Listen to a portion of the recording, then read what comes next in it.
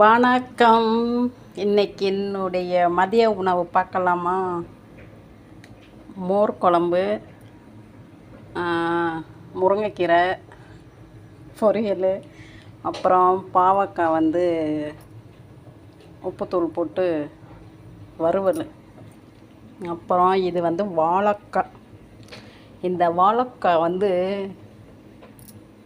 லைட்டாக மஞ்சத்தூள் போட்டு சுடுதண்ணில் 2 கொதி 3 கொதியோட அடுப்பை அமர்த்திட்டு வடிகட்டிட்டு நல்லா தண்ணி வடிஞ்சதுக்கப்புறம் மிக்சியில் கொஞ்சம் தேங்காய், பூண்டு, காஞ்ச மிளகா, கொஞ்சம் சோம்பு, வெங்காயம், சின்ன வெங்காயம் ஒரு 4 வெங்காயம் 4 5 போட்டு மிக்சியில் கொஞ்சம் கொரகொரப்பாக அரைச்சிட்டு நம்ம ஏற்கனவே வடித்து வச்சுருந்தோம்ல.